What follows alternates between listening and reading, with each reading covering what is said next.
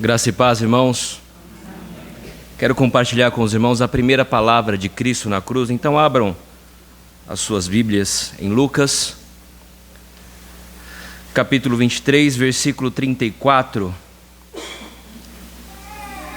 Lucas 23, 34, nos diz assim: Contudo, Jesus dizia: Pai, perdoa-lhes, porque não sabem o que fazem. Então, repartindo as vestes dele, lançaram sortes. Jesus, ao ser pregado na cruz, sabia muito bem o objetivo deste ato. Era o de obter o perdão aos pecadores. Este era o propósito último e maior da sua vinda, da sua primeira vinda a este mundo, de tornar possível a salvação aos pecadores por meio da sua morte e morte de cruz. Quando nós vemos o anjo de Deus revelando-se a José, ele já mostra qual seria o propósito daquele menino. E o anjo diz assim, a respeito de Maria: ela dará à luz um filho e lhe porás o nome de Jesus, porque ele salvará o seu povo dos pecados dele. Então Jesus veio ao mundo para lidar com o maior problema da humanidade. O maior problema da humanidade desde a queda, desde o pecado de Adão, foi de fato aquilo que nos destituiu da comunhão que tínhamos com o nosso Deus. Estávamos agora separados de Deus, e Jesus Cristo veio justamente para tornar esta comunhão possível, para reabilitar esta comunhão por meio da sua morte e morte de cruz, e através dessa morte resgatar aquilo que foi perdido, restaurar aquilo que foi perdido. Isso só é possível por meio do perdão dos pecados. Esse era o propósito de Cristo, remir os pecados, e isso fica muito evidente nessa primeira palavra. Na primeira palavra de Cristo, ele profere a palavra de perdão aos seus algozes, aqueles que estavam crucificando no lugar chamado caveira ou calvário. Eles estavam ali crucificando Jesus Cristo. Enquanto eles pregavam Cristo no madeiro, Cristo rogava por eles, dizendo: Pai, perdoa-lhes, porque não sabem o que fazem. Percebam, Jesus não profere injúrias, não amaldiçoa aqueles que o pregavam na cruz. Ao contrário disso, ele se coloca como um intercessor, se coloca como um sacerdote e clama ao Pai, rogando perdão aos seus algozes, aqueles que estavam fazendo-lhe o mal. Eles não tinham sequer a dimensão do que estavam fazendo, eles não tinham a noção de que eles estavam cumprindo um propósito eterno de Deus. Ainda assim, Cristo se coloca em favor deles, rogando para que Deus o perdoasse por tamanho pecado. E o que nós aprendemos com essa primeira palavra, olhando para a atitude de Cristo em relação aos soldados que o pregaram na cruz, é que foram os nossos pecados que causaram isso. Foram os nossos pecados, foram os soldados que o pregaram, mas foram os nossos pecados que levaram Cristo à cruz. E por causa dos nossos pecados, nós também necessitamos do perdão de Deus. E Cristo então se coloca como nosso mediador, rogando ao Pai que nos conceda o seu perdão. Portanto, a primeira verdade que eu quero destacar nessa palavra de Cristo e que você guarde no seu coração é que, tal como os soldados que o pregaram na cruz, nós também necessitamos do perdão de Deus.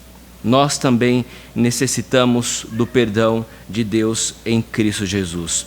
O texto diz que quando eles chegaram ao lugar chamado Calvário, ali o crucificaram, bem como aos malfeitores, um à sua direita e o outro à sua esquerda. Aqueles homens talvez estivessem cometendo o maior erro das suas vidas. Eles não estavam apenas matando o inocente, eles estavam crucificando o Filho de Deus.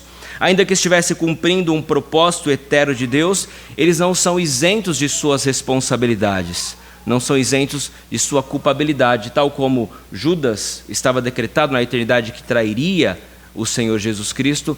Ele foi e recebeu a sentença, a culpa por sua traição. E aqueles homens não fizeram conta disso e ainda assim crucificaram o Messias, ainda que inconscientemente, ainda que não tivessem a noção, a dimensão. Eles não sabiam o que estavam fazendo, mas eles estavam crucificando um inocente. Um homem que veio a este mundo e apenas só fez o bem, apenas curou e abençoou a vida de milhares de pessoas, mas eles estavam lá crucificando este inocente em um madeiro. No entanto, ainda que façam parte de um plano maior, isso não isenta a sua responsabilidade. E nós entendemos esse plano, esse propósito do Filho do Homem. O Filho do Homem vai, na verdade, segundo está determinado, mas ai daquele por intermédio de quem ele está sendo traído. Tal como Judas não foi inocentado da sua culpa, os soldados também não seriam. Por isso que Cristo precisou interceder por eles a Deus, para que Deus pudesse então entrar com a sua provisão e o seu perdão diante daquele grave pecado.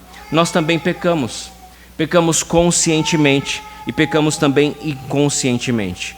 O Salmo de Moisés diz: diante de ti puseste as nossas iniquidades e sob a luz do teu rosto os nossos pecados ocultos. O Salmo 19, verso 12 diz: quem há que possa discernir as próprias faltas? E aí o pedido: absolve-me das que me são ocultas. Assim como aqueles homens crucificaram Jesus Cristo, pecaram e necessitavam do perdão, assim também nós pecamos. Pecamos, não crucificamos literalmente o nosso Salvador, mas foram os nossos pecados que o levaram àquela cruz. Foi por causa dos nossos pecados que o Cordeiro teve que ser crucificado, teve que ser morto e sacrificado em nosso lugar. Então, a primeira verdade que aprendemos com essa palavra é que, tal como aqueles soldados, nós também necessitamos de perdão. Nós necessitamos de perdão. E a segunda verdade que eu quero que você guarde em seu coração é que Cristo se levanta como o nosso representante, o sumo sacerdote, rogando ao Pai o perdão pelos nossos pecados. Ele então, depois de ser crucificado, se levanta e diz: Pai, perdoa-lhes, porque não sabem o que fazem. Essa obra sacerdotal de Cristo está notória na sua palavra. Em Hebreus, nós lemos: por isso mesmo convinha que em todas as coisas se tornasse semelhante aos irmãos, para ser misericordioso e fiel sumo sacerdote nas coisas referentes a Deus e para fazer a propiciação pelos pecados do seu povo. Essa é uma obra de Cristo. Ele olha para nós, reconhece as nossas fraquezas e se coloca como nosso fiel e sumo sacerdote, clamando a Deus para que continue derramando a sua graça e a sua misericórdia sobre nós. É o cumprimento da palavra de Deus. Aqueles algozes, depois de o crucificarem, repartem as vestes de Cristo. Isso se cumpre porque é o cumprimento das profecias, conforme Isaías 53:12 diz: por isso eu lhe darei muitos como a sua parte, e com os poderosos repartirá ele o despojo, porquanto derramou a sua alma na morte. Foi contado com os transgressores, contudo por eles intercedeu. Meus irmãos, que Jesus aplique a sua palavra em nossos corações. Ele morreu em nosso lugar. E ele rogou a Deus e continua rogando para que o Senhor continue nos perdoando. Ele é o nosso fiel sumo sacerdote e clama ao Pai. Necessitamos de perdão e Cristo é quem pode rogar o perdão a Deus por nós. E ele mesmo se fez maldito na cruz para garantir esse perdão. Que Deus nos abençoe e aplique essa palavra de perdão aos nossos corações. Queridos, o segundo brado de Cristo Jesus na cruz está lá em Lucas 23, versículo 43. Lucas 23, versículo 43. Segundo brado de Cristo Jesus na cruz. A palavra de Deus diz assim: Jesus lhe respondeu: em verdade lhe digo que hoje você estará comigo no paraíso. Jesus lhe respondeu: em verdade lhe digo que hoje você estará comigo no paraíso. Você confia nas promessas de Jesus Cristo? Esse reconhecimento, essa confiança, ela vem pelo conhecimento da pessoa de Deus, o reconhecimento da nossa insuficiência e o reconhecimento, o conhecimento da pessoa de Jesus Cristo como nosso justificador. Nós indignos, Ele nos justifica. Nós conhecemos a Deus e encontramos e vemos nele a suficiência, o nosso Redentor, o nosso Salvador, e reconhecemos isso o ato sublime, gracioso, misericordioso de Deus em infundir em nós, por meio do Espírito Santo, o dom da fé.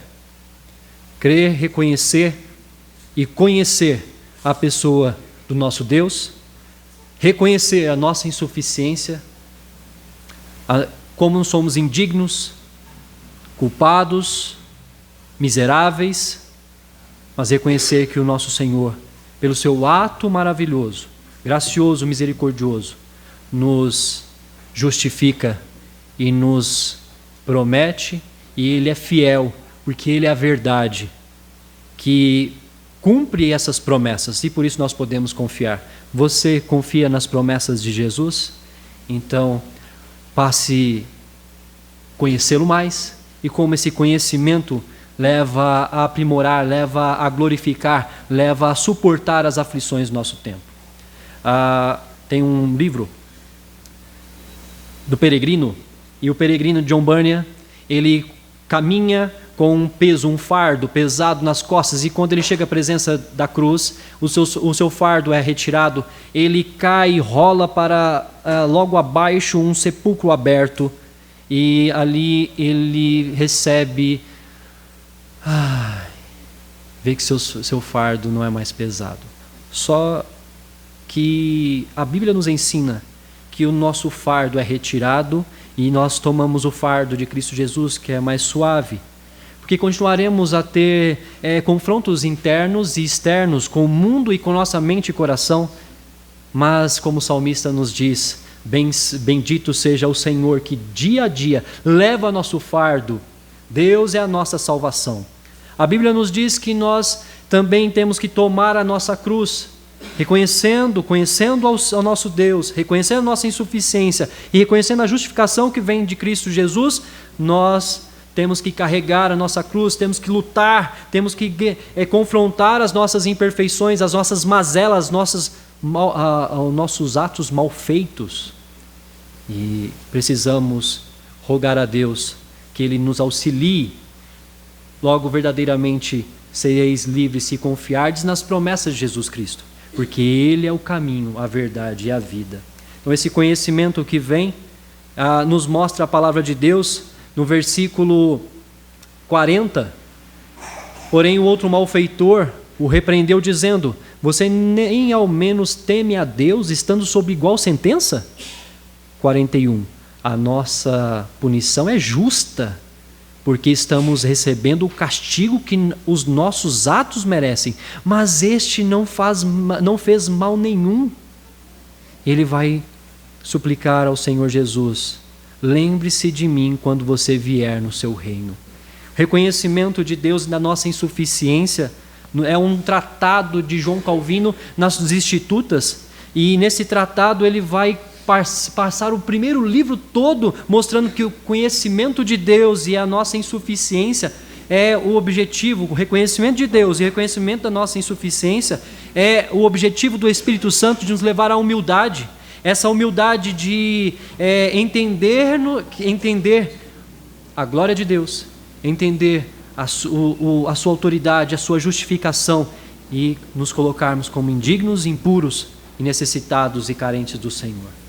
Essa humildade nos leva à piedade, a uma vida de luta contra as nossas mazelas, luta e busca pela santificação, e essa deve ser a nossa busca, santificar-nos e entender que esse verdadeiramente é aquele que pode, e por meio dele nós podemos ser santos.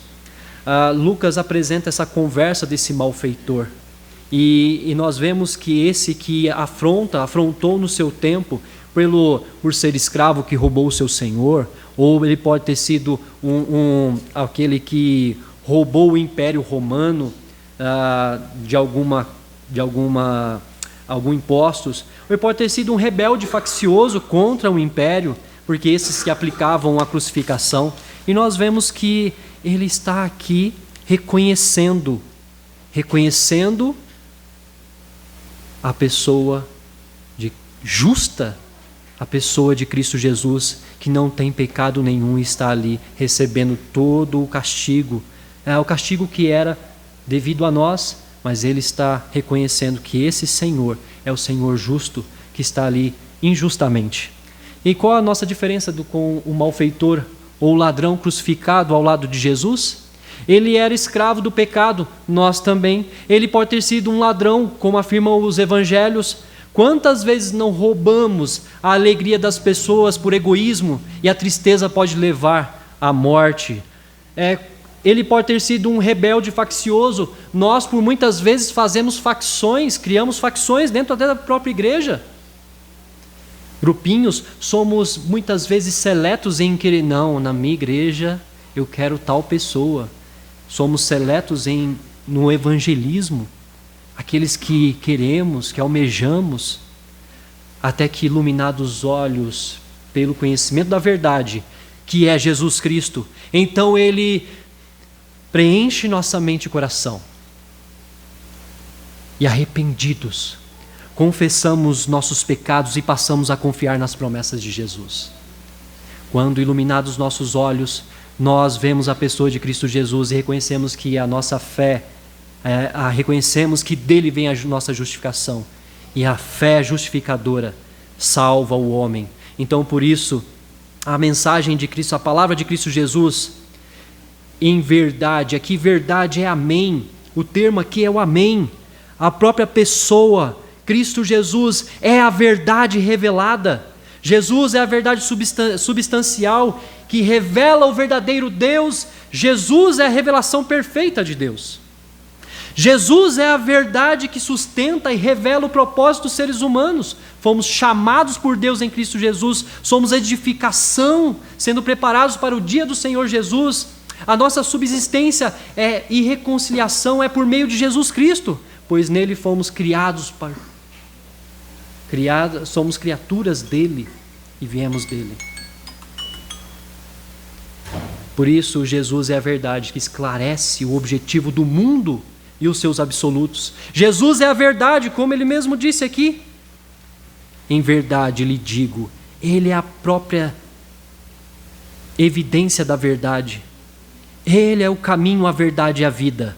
E é nele que essas promessas são firmadas. Por isso eu e você podemos crer. Por isso eu e você podemos confiar nas nossas lutas, carregando os nossos fardos que agora são mais leves em Cristo Jesus, carregando a nossa cruz. Nós estamos caminhando, nos aperfeiçoando para o grande encontro de Cristo Jesus. Portanto, essas promessas de Jesus lhes dão paz e consolo nos momentos cruciais das suas vidas? Nos momentos mais difíceis. É sobre a verdade da palavra de Deus que você tem colocado a sua confiança? É nela que você tem buscado a suficiência? Essa palavra da sua promessa tem sido o seu norte? Em meio às dores do câncer, em meio às crises familiares, em meio às angústias internas, busque ouvir as promessas de Deus que estão dispostas por meio da palavra, a palavra de Deus que é verdadeira, e refrigério para a alma e segurança para a vida eterna. Mas como disse Charles Spurgeon, será que um homem que ama o seu Senhor estaria disposto a ver Jesus vestindo uma coroa de espinhos, enquanto ele mesmo almeja uma coroa de louros? Haveria Jesus de ascender ao trono por meio da cruz, enquanto nós esperamos ser conduzidos para lá, nos ombros das multidões, em meio a aplausos? Não seja tão fútil em sua imaginação. Avalie o preço. E se você não estiver disposto a carregar a cruz de Cristo, volte à sua fazenda, volte ao seu negócio e tire dele o máximo que puder. Mas permita-me sussurrar em seus ouvidos: que adianta o homem ganhar o mundo inteiro e perder a sua alma?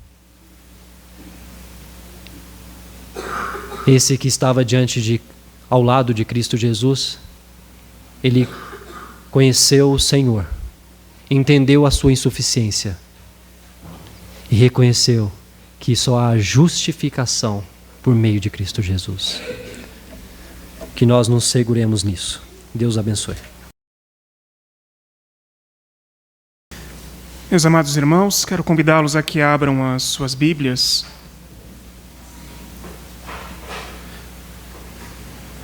no livro de João, no capítulo 19.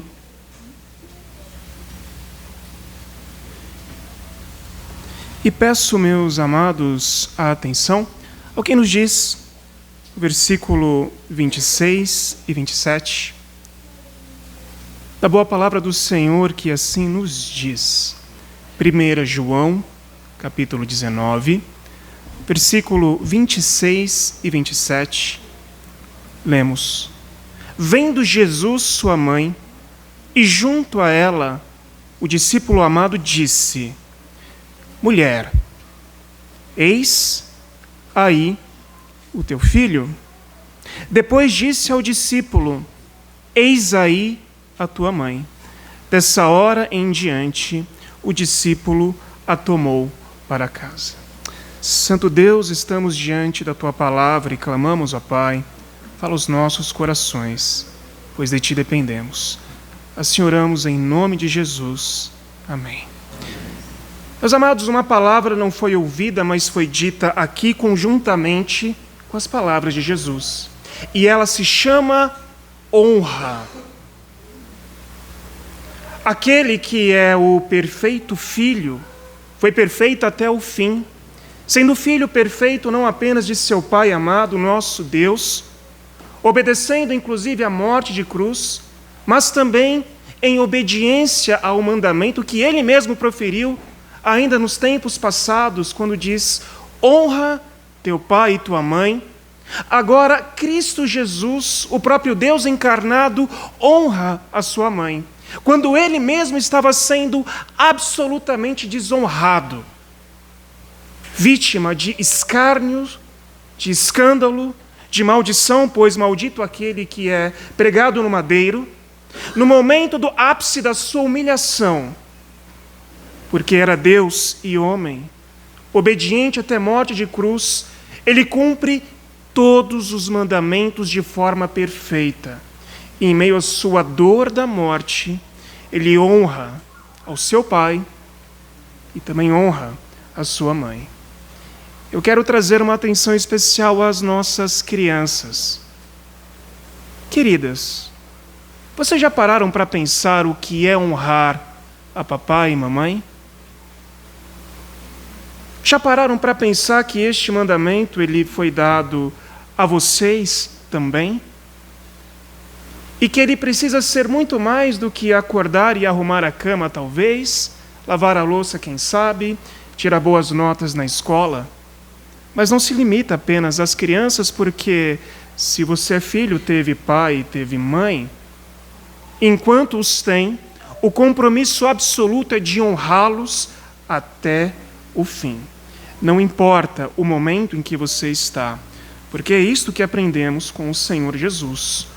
Honra pai e mãe. E nós veremos que o Senhor Jesus honra a sua mãe e também a seu pai de maneira intencional. Entenda, as palavras ditas por Jesus Cristo foram meticulosamente escolhidas. Talvez numa primeira leitura chame a atenção: como assim? Jesus diz mulher. Mas não é mulher como se fosse qualquer mulher. Como assim o Senhor não chama sua mãe de mãe? E mães entenderão o que eu digo. É muito diferente quando um filho chama mamãe ou pelo nome. Imagine-se você, mulher, naquela cena terrível, vendo teu filho sofrendo, carregando um fardo enorme, sendo desprezado, cuspido, ridicularizado, açoites, dor, sangue, exposto no madeiro. Imagine o coração daquela mãe ao ouvir mamãe.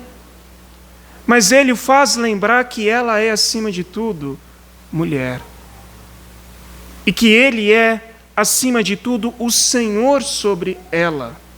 E ao invés dela clamar que o libertem, por honrá-la, é ele que diz: mulher, você não ficará desamparada.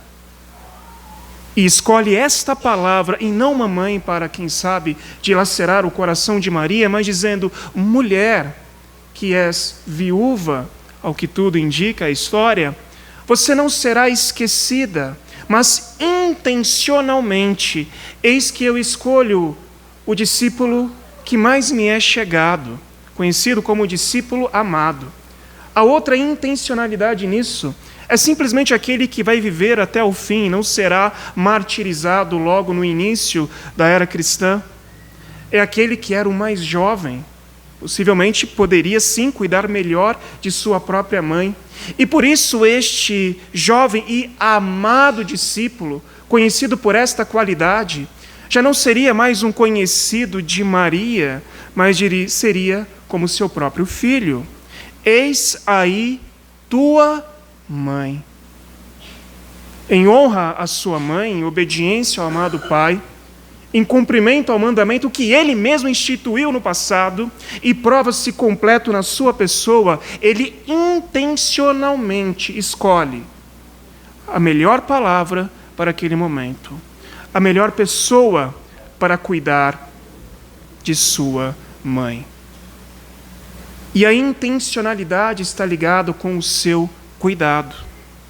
O Senhor Jesus mostra honra quando ele mesmo estava sendo absolutamente não cuidado, odiado por aqueles que os perseguiam e odiado pelo próprio Pai, que derramaria naquela cruz a sua ira santa. Ele cuida para que sua mãe sofra um pouco menos, se é que essa palavra pode ser encaixada aqui. Isto porque ela não veria o martírio até o fim. E por isto o cuidado do Senhor não apenas em entregar o melhor ou mais chegado ou mais amoroso dos discípulos para lhe cuidar, mas uma ordem, porque lembra, Jesus Cristo estava na cruz, mas ele continua sendo o Senhor. E por isso suas palavras não são em tom de súplica, mas são em tons de comando, de ordem, de soberania e de governo. E é por isso que ele diz: olha, mulher, eis aí teu filho, filho, eis aí a tua mãe. E dessa hora em diante, é como que o discípulo tivesse entendido: tire-a daqui. Ela não precisa ver este sofrimento até o fim. E o cuidado de Cristo é visto em todos os aspectos deste momento tão difícil. Intencionalidade, cuidado, e não poderia ser diferente, amor. E pode parecer estranho alguém exprimir amor em meio à morte, mas é isto que Cristo Jesus fez desde o início, dando a sua própria vida, para que inclusive nós pudéssemos ser atingidos por este amor e reconsiderarmos com que amor temos amado os nossos pais. Crianças, como vocês têm amado a papai e mamãe? Com intencionalidade? Com cuidado? Nós vemos aqui estas duas palavras que culminam nesta expressão que é além das palavras, mas é prática, que é o amor. Sabe por quê? Foi naquela cruz que Cristo derramou sangue por sua mãe. Se ele não tivesse derramado sangue também por sua mãe, ela não estaria nos céus. Ele amou até o fim. Uma palavra, ou mais uma, para ser lembrada nesta manhã: honra. Honra teu pai e tua mãe, com intencionalidade, com cuidado e com amor. E que Deus assim seja louvado.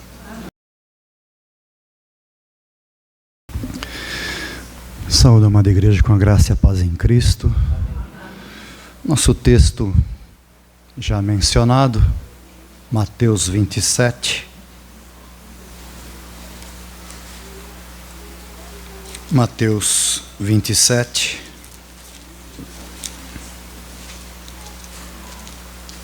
Apenas o verso 46. Por volta da hora nona, clamou Jesus em alta voz, dizendo: Eli, Eli, lama sabachthani. Eli, Eli, lama sabachthani. O que quer dizer: Deus meu, por que me desamparaste?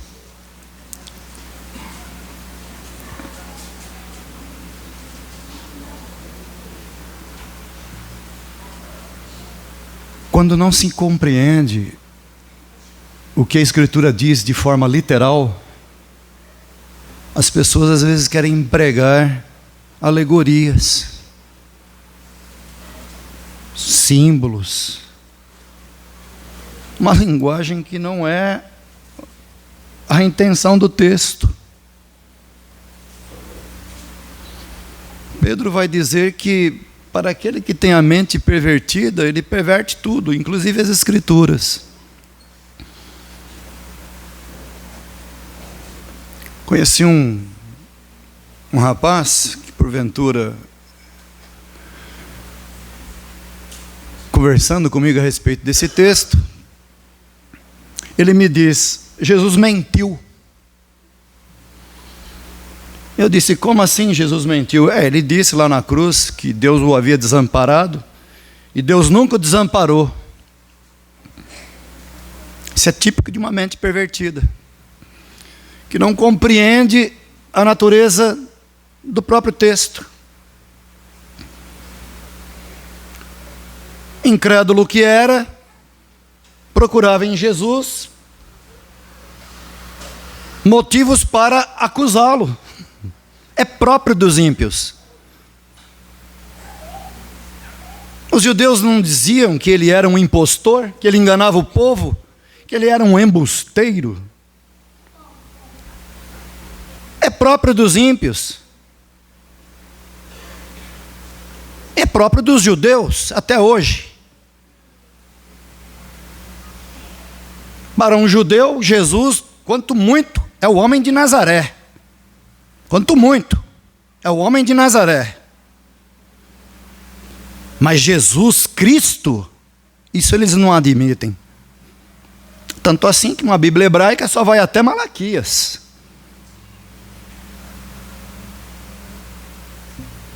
Até Malaquias.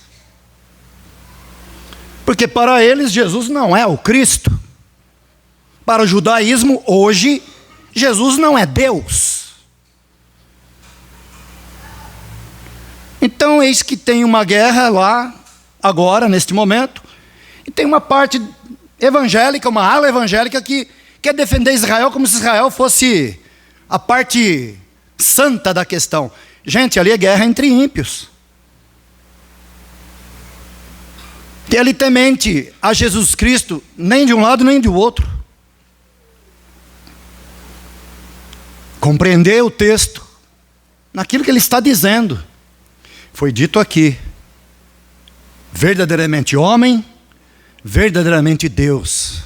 E nós crentes, quando lemos a Bíblia Sagrada, é preciso ter a percepção, o discernimento de quando Jesus fala como homem e quando ele fala como Deus. E é possível que nós tenhamos esta percepção. Do contrário, falaremos também de igual forma: Jesus mentiu.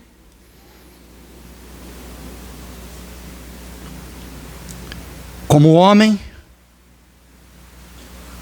que nos representava, o perfeito humano na cruz. Era a hora nona, 3 horas da tarde. E havia trevas. Era para que o homem Jesus se sentisse sim desamparado. Noutros momentos, no monte da transfiguração, ou no momento de sua transfiguração, apareceu-lhes Moisés e Elias. E conversavam com ele. Seus discípulos viram aquela cena. E depois então uma voz: este é meu filho amado, a ele ouvi. No outro momento, mesmas expressões, no batismo de Jesus. No outro momento, lembrado aqui no Getsemane, um anjo vem e o consola. Mas na cruz, voz alguma bradou do céu. Anjo algum veio lhe confortar. Como homem, deveria levar sim sobre si tudo o que a Escritura havia dito a seu respeito. Não posso fazê-lo agora, mas você deveria fazê-lo depois. Leia o Salmo 22, juntamente com este texto. Vamos compreender a natureza profética deste texto e como que a profecia do Salmo 22 se cumpre plenamente neste momento em que Jesus diz estas palavras: Deus meu, por que me desamparaste? E o Salmo 22, Salmo de Davi, e Davi um tipo de Cristo, que por vezes ao falar não sabemos se ele está falando de si ou se está falando do Messias. Ficamos em dúvida, tal como o eunuco, de volta para a sua terra, lendo Isaías 53, não sabia, e pergunta a Filipe: ele está falando de si ou está falando de algum outro? Também nós, muitas vezes ao lermos os Salmos, ficamos em dúvida se Davi está falando de si ou se está falando do Cristo, do Messias. E o Salmo 22 traz para nós esta luz de compreensão. Era necessário que ele falasse o que falou.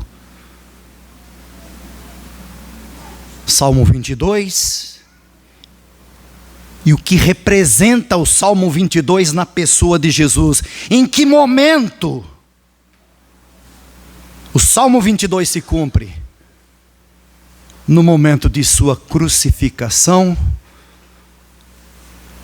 no momento em que ele está ali, totalmente desamparado, representando você, a mim, a cada um daquele que nele crê. Ele é Deus, mas também se fez homem por amor de nós. E como homem, sofreu o desamparo que você não precisa sofrer, porque ele já cumpriu por nós. O que seria de mim e de você sem Deus no presente e na eternidade? Que Deus nos abençoe com um coração sempre grato, conforme aqui destacado, porque Deus jamais desampara os seus. Que Deus nos abençoe. Amém. Quero saudá-los na graça e na paz do Senhor Jesus. João capítulo 19, versículo 28.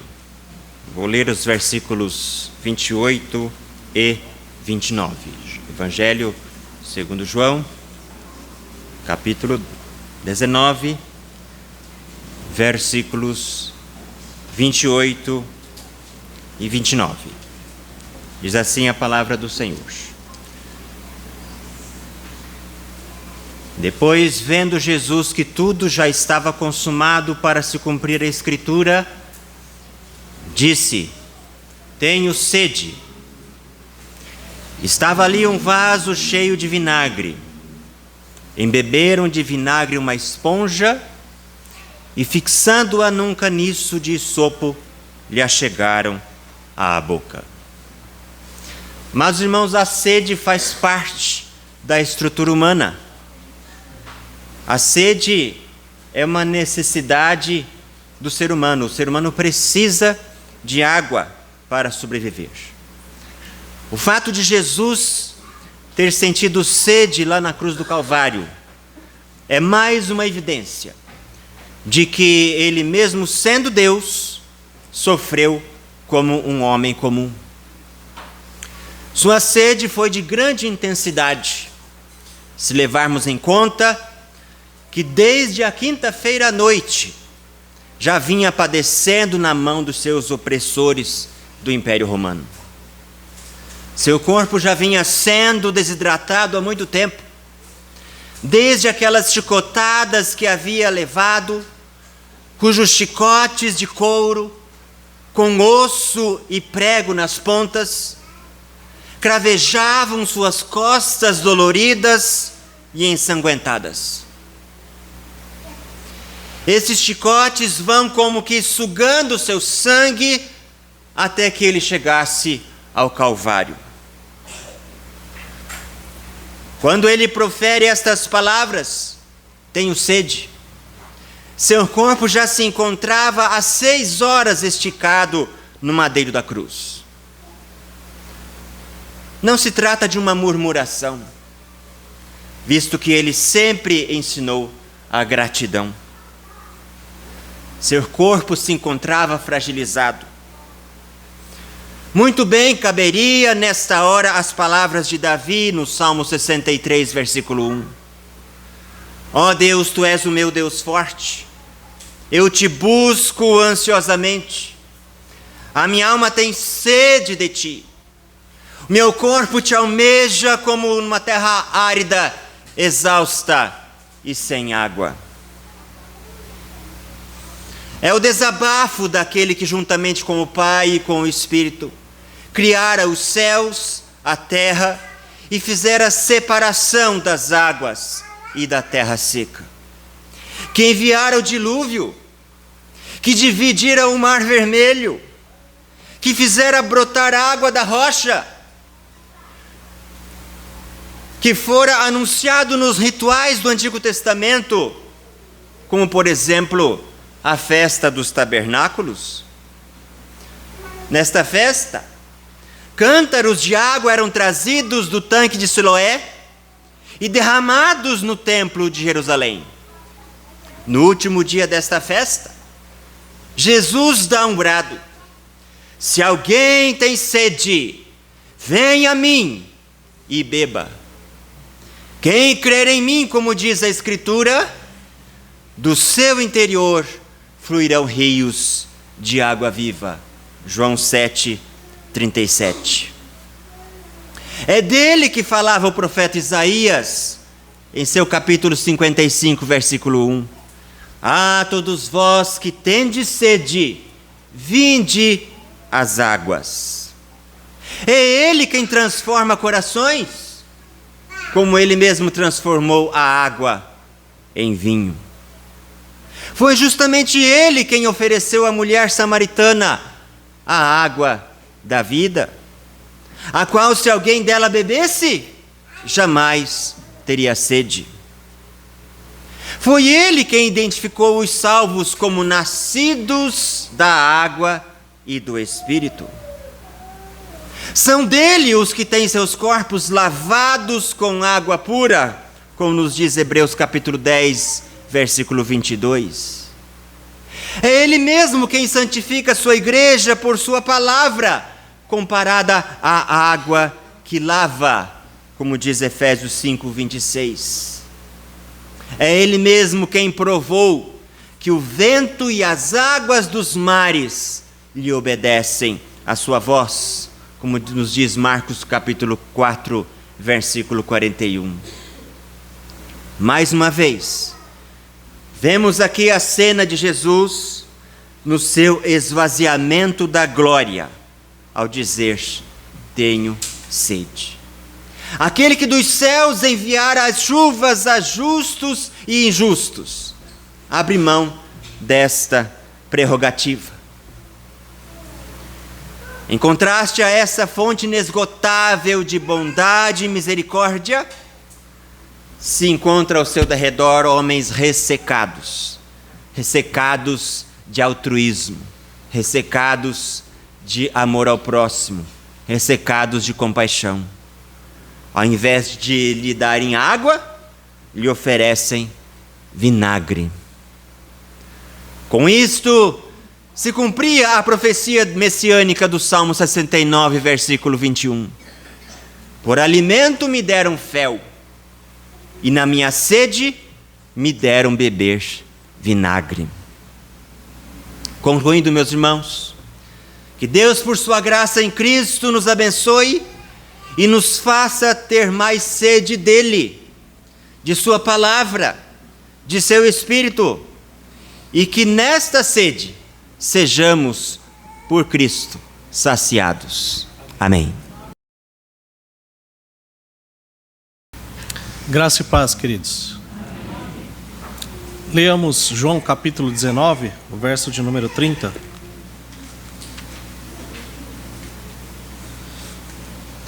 Evangelho de João capítulo 19, versículo 30.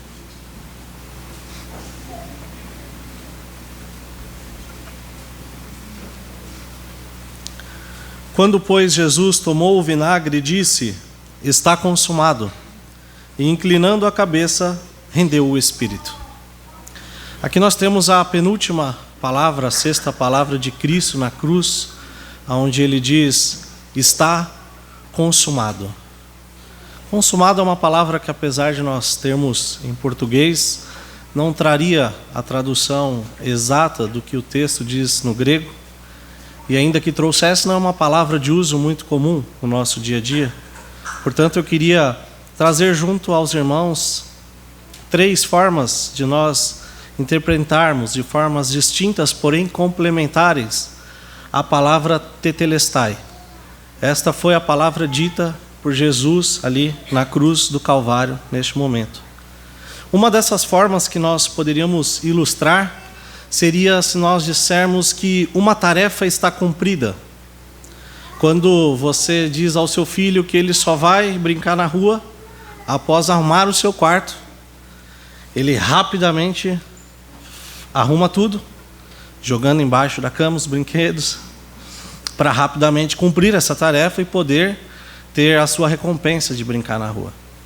Ou ainda quando você diz para ele que a sobremesa só virá após ele comer tantas colheradas ou limpar o prato, e ao terminar, ele ansiosamente vai dizer que a tarefa está cumprida. Essa é uma das formas que nós podemos entender tetelestai. Assim aconteceu também com Cristo. Naquele momento ele havia completado a sua obra. Ele tinha cumprido o propósito de Deus na cruz do Calvário, conforme nós vemos o mesmo evangelista João no capítulo 17, verso 4, dizendo: eu te glorifiquei na terra, consumando a obra que me confiastes a fazer. Jesus Cristo, na cruz do Calvário, cumpriu a sua tarefa, tetelestai. A segunda interpretação possível que nós poderíamos trazer seria uma mais conhecida como está pago. Sabe quando você vai naquele parque de diversão, que eles vão lá e carimbam algum adesivo, né, algum exemplo ali no seu braço, e a partir dali da entrada você pode usufruir de todos os brinquedos possíveis. Ou ainda quando você vai num rodízio de carne, que lá você pode consumir tudo que te servirem, porque dentro do valor já está pago. Aquilo está garantido. Naquela época de Jesus, quando uma pessoa quitava uma dívida, ela poderia dizer: tetelestai, aquilo estava pago em relação à quitação do débito em que ela tinha. Esse registro, ele também trazia como se fosse a posse do bem. Ao quitar, por exemplo, um imóvel e receber a escritura, a matrícula no seu nome, você pode usufruir daquilo que já está pago, já está conquistado. De outra forma, Cristo assim fez ao cumprir a vontade de Deus na cruz. O que ele fez foi pagar pelos nossos pecados e nos dando o direito, a garantia de usufruir da vida eterna, porque na sua morte nós temos vida e vida em abundância. Não há mais dívida a ser paga. Nós já fomos justificados diante de Deus. E pela fé em Cristo nós podemos então usufruir de todo o bem adquirido na cruz do Calvário em nosso lugar. Por último ainda, irmãos, eu queria trazer com vocês que tetelestai pode ser traduzido por está cumprido. Quando um preso naquela época tinha a sua sentença executada, significava que a sua pena estava cumprida e o soldado poderia ali escrever no seu termo de soltura tetelestai. Ou seja, todo aquele tempo de sofrimento, de clausura, de reclusão, já estava cumprido, ele não tinha mais dívida diante da justiça. O nosso Salvador Jesus Cristo foi quem cumpriu a nossa pena. Como diz Pedro na sua primeira epístola, no capítulo 2, verso 24, carregando ele mesmo em seu corpo, sobre o madeiro, os nossos pecados, vivamos para a justiça, por suas chagas fomos sarados. Foi Cristo quem cumpriu a nossa pena. Foi Ele quem foi feito ira de Deus, maldição naquela cruz, suportando toda a dor que nós merecíamos pelos nossos pecados, pelas nossas faltas. Ou seja, Ele já fez tudo isso em nosso lugar.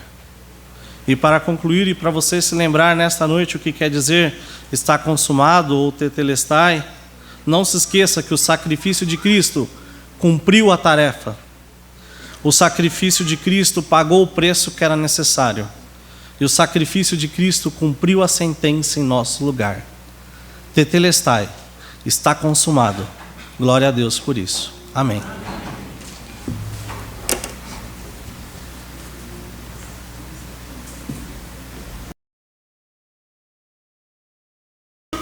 Queridos irmãos, cabe a mim então a sétima palavra, a exposição da sétima palavra. Eu quero convidá-lo a abrir a palavra do Senhor, ainda no Evangelho de Lucas, capítulo 23. E eu irei ler o versículo 46, que já foi, inclusive, lido aqui na nossa liturgia. Lucas, capítulo 23, verso 46.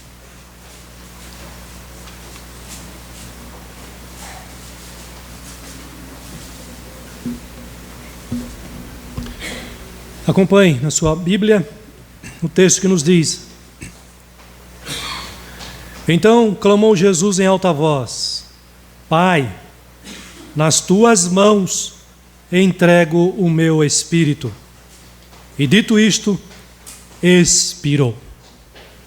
Meus irmãos, nós já ouvimos aqui e já recebemos todas essas palavras que já foram expostas falando aqui ao nosso coração. E uma coisa ficou mais evidente, ou fomos relembrados nesta manhã, de que nessas últimas horas que antecedeu aqui a morte de Jesus, o seu sofrimento, a intensidade do seu sofrimento, que nós não podemos imaginar, nós não podemos calcular, somente Ele que tomou os nossos pecados sobre si, a ponto de ter sido desamparado pelo Pai, a ponto de clamar que teve sede. Mas agora nós temos esta última palavra de Jesus, que nos traz aqui duas lições importantes que eu quero destacar para os irmãos nesta manhã, que eu resumo em duas palavras apenas. Quais são elas, pastor? Amor e fé, ou amor e confiança. É muito curioso e chama muito a minha atenção a relação das crianças, né, as criancinhas com seus pais, ou o pai ou a mãe, a dependência, a proximidade, o apego, não é? Tem crianças que não comem se a mãe não estiver junto, que não dorme se a mãe não estiver junto, que não vai num lugar estranho, diferente do ambiente familiar, se não for com a mãe ou com o pai juntos, ali ao lado dele ou dela ali. Por que isso? A sensação de proteção, a sensação de que está amparada por causa do amor que o seu pai, a sua mãe tem por ela. É muito interessante e é curioso porque há algum tempo eu fiz uma certa experiência andando na rua. Eu fazia algumas vezes, ou fiz algumas vezes de propósito. Então eu estava indo nessa direção e na minha direção, ou na direção contrária, vinha a mãe com a criança. E a criança, como sempre, está ali brincando, andando na rua, mas brincando, pegando na parede ou na porta, mas ao lado da mãe, ali próximo da mãe. Mas era impressionante. Eu fazia questão de tentar passar entre a mãe ou o pai e a criança. Mas muitas vezes, quando ela observava que um estranho, né, no caso eu ali, ia passar entre ela e o seu pai ou a sua mãe, logo ela corria para o lado da mãe, já pegava na mão, já grudava ali do lado da mãe. Sensação de proteção, de amparo, de cuidado. Meus irmãos, aqui nessa última palavra, Jesus, que está passando por esse sofrimento tão intenso, ele segue e segue até o fim, mas ele segue amparado também, como Jesus, homem que está ali na cruz, morrendo e pagando o preço pelos nossos pecados, ele segue amparado por essas duas verdades: amor e confiança no plano de Deus, na vontade de Deus, no propósito do Pai. É interessante porque a primeira palavra trazida pelo reverendo Tiago, ela também começa assim: Pai, perdoa-lhes, porque não sabem o que fazem. A última palavra, Jesus está dizendo: Pai, nas tuas mãos entrego o meu espírito. Antes mesmo de Jesus nascer, ele já havia sido anunciado pelo anjo a José, a Maria, cumprindo as profecias, que iria nascer aquele que é o Filho de Deus. Aos 12 anos, Jesus foi encontrado no templo e, ao ser ali meio que exortado pelos seus pais, ele diz: não sabias que me cumpria estar na casa do meu pai, cuidando dos interesses do reino do meu pai, dos negócios do meu pai? Jesus, sim, é o verdadeiro Filho de Deus que veio a este mundo para cumprir o plano estipulado pelo próprio Deus Pai, para morrer na cruz, para nos salvar. Mas Jesus, meus irmãos, em todo o tempo, não apenas aqui na morte dele, na sua cruz, mas durante todo o seu ministério, nós podemos observar como Jesus se sente amparado, porque de fato ele é amado por Deus, ele não tem dúvida disso. Ele vem e ele diz que espontaneamente ele dá a sua vida em nosso lugar. Ele vem e ele diz que ele veio para cumprir não a vontade dele, mas a vontade do Pai. Todo o ministério de Jesus é desenvolvido porque ele ama o Pai, porque ele sabe que o Pai o ama também. Mas também ele sabe que ele pode continuar confiando no seu Pai, no Deus celestial que o enviou para cumprir o plano da sua salvação. Amor e fé, amor e confiança. É isso que Jesus quer que você e eu coloquemos em prática todos os dias da nossa vida. Não apenas quando chegar a hora também da nossa morte, partindo desta vida aqui para a eternidade, indo em paz, indo em confiança, descansando e quem sabe também dizendo como Jesus: nas tuas mãos entrego o meu espírito, eu sei para onde eu vou. Mas no seu dia a dia, agora, na vida que Deus te dá, cumprindo inclusive o plano dele para a sua vida como servo dele, como testemunha dele neste mundo aqui, pagando o preço também pela a vida que você tem com ele, pela fé que você tem nele, pela santidade que ele exige de você também, mas seguindo adiante, na certeza de que Deus te ama e de que você deve amá-lo cada vez mais. Nós temos uma dificuldade muito grande porque somos seres humanos e eu penso, irmãos, que nós estamos muito distante de termos um amor amadurecido por Deus. Nós temos dificuldade de amar a palavra de Deus. Nós temos dificuldade de fato vir para a igreja para adorar a Deus, prestar culto a Deus por amor a Deus. Nós temos dificuldade de fazer o que fazemos no nosso dia a dia para a glória de Deus, por amor a Deus. Nós temos dificuldade até mesmo com a nossa fé, muitas vezes uma fé imatura. Mas tudo isso deve nos encorajar, nos estimular a crescer cada vez mais no amor a Deus, na fé no Senhor, na certeza de que Ele nos ama, Ele cuida de nós. João 3,16, que é o texto clássico, famoso, conhecido, porque Deus amou o mundo de tal maneira que deu o seu Filho. Deus amou você, Deus amou a mim, Deus continua a nos amar, e é isso também que nós estamos relembrando aqui nesta manhã. O amor de Deus pelo seu Filho Jesus Cristo, retrata o amor dele por nós.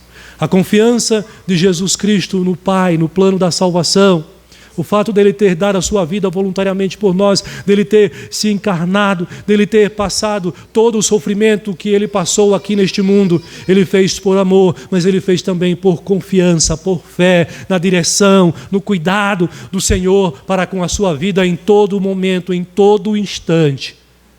E é essa palavra, é esse ensinamento que eu quero que você saia daqui levando no seu coração e na sua mente. Deus o ama. E, portanto, você deve amá-lo cada vez mais. Você deve enfrentar as dificuldades desta vida, as lutas, confiando no amor de Deus por você. Você deve seguir adiante, tendo fé, tendo confiança que Deus está cuidando, Deus está te guiando, Deus está te amparando. Tudo o que acontece na tua vida está debaixo do propósito do Senhor. Então, quando nós olhamos para Jesus, quando nós lemos esse texto, Pai, nas tuas mãos entrego o meu espírito, nós vemos o amor de Jesus pelo Pai Celestial, porque ele não tinha dúvida do quanto Deus o amou, ainda que ele tenha tido que clamar a Deus, Deus meu, por que me desamparaste? Mas aqui está Jesus, manifestando a sua confiança no amor de Deus, desfrutando do amor de Deus. Nas tuas mãos entrego o meu espírito. Quem sabe você e eu podemos continuar clamando ao Senhor e orar a Deus, dizendo: Pai, aumenta mais o meu amor por Ti. Pai, aumenta mais a minha fé por Ti. Pai, eu quero amar mais a Tua palavra, Senhor. Pai, eu quero amar mais o Senhor de todo o meu coração. Eu quero confiar mais em Ti. A minha fé ainda é muito pequena. Aumenta a minha fé. Jesus passou por toda a sua tribulação, mas ele passou guiado e amparado pelo amor, o amor de Deus para com ele e o amor dele para com o Senhor, e a sua confiança, a sua certeza de que Deus o amparava. Que essas verdades, essas duas verdades, guiem também a sua vida cristã, a sua vida com Deus aqui neste mundo, até o último dia da sua vida ou até a volta de Jesus para nos buscar. Amém.